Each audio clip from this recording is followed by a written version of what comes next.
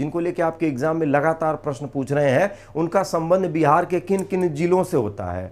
अगर किसी नदी से उनका संबंध है तो कौन कौन सी नदियां हैं जिनसे वो जुड़े हुए हैं, एक एक करके इन्हीं की हम लोग बात करेंगे। तैयार हैं सभी लोग? चलिए भाई, तो सबसे पहले दोस्तों हम लोग बात करेंगे ककोलत जलप्रपात का। ककोलत जलप्रपात अगर देखा जाए तो ये कोडरमा पठार से आने वाली धारा है दोस्तों।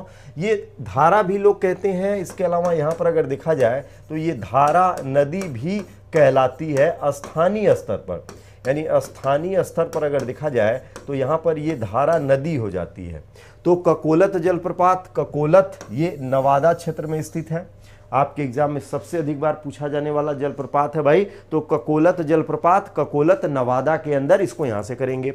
सुखलदरी जलप्रपात दोस्तों ये कनहर नदी पर बना हुआ है, कहां पर है? रोहतास के अंदर, इसको यहां से पकड़ेंगे। धुआं कुंड दोस्तों, धुआं कुंड जो है ये काब धोबा नदी का मामला बनता है, और इसको अगर देखेंगे तो इसका क्षेत्र कहां पर बनता है भाई? रोहतास का। इसी तरह से दुर्गावती जलप्रपात है, ये दुर्गावती नदी है और ये कहां पर है? छान पापर, जो कि रोहतास जिला से संबंध रखता है। कहां से? रोहतास जिला से इसका संबंध हो जाता है, तो इसको यहां से करेंगे। चलिए भाई, फटाक से इसका स्क्रीनशॉट रखें सभी लोग, फिर अगले पेज पर चलेंगे। नेक्स्ट पर आइए, जियार कुंड जलप्रपात एक है जिसको लेकर लगातार चर्चा होती है, फुलवरिया में। कहां पर? फुलवरिया। और ये फुलवरिया का क्षेत्र भोजपुर के अंदर आता है। किसके अंतर्गत है? भोजपुर के अंतर्गत है। यहां से नोट करेंगे करकट, करकट जलप्रपात दोस्तों अगर इसको देखा जाएगा तो ये कर्मनाशा नदी पर है। किस पर है? कर्मनाशा, कर्मनाशा नदी पर ये बना हुआ है। कौन सा? करकट जलप्रपात। और है कहां पर? तो कैमूर जिला के अंदर। कहां पर? कैमूर जिला। करकट ध्यान रखिएगा, बहुत बार आपसे पूछा है कि करकट जलप्रपात किस नदी पर है, तो कर्मनाशा। किस जिले से संबंध रखता है, तो कैमूर से। राकिम कुंड कहां पर है भाई? राकिम कुंड दोस्तों ये गाय घाट क्षेत्र, रोहतास से इसका संबंध होता है।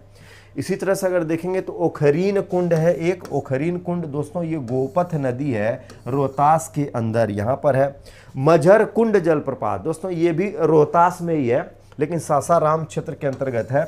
यहां पर किसी नदी का क्षेत्र नहीं बनता है, किसी नदी का क्षेत्र नहीं बनता है। हाँ, इसका प्रवाह अगर हम लोग देखें, इसका प्रवाह, तो इसका प्रवाह दोस्तों सोन नदी से जाकर के मिलता है, लेकिन कोई विशेष नदी का संबंध यहां से नहीं जुड़ता है, ये यहां से नोट करिएगा।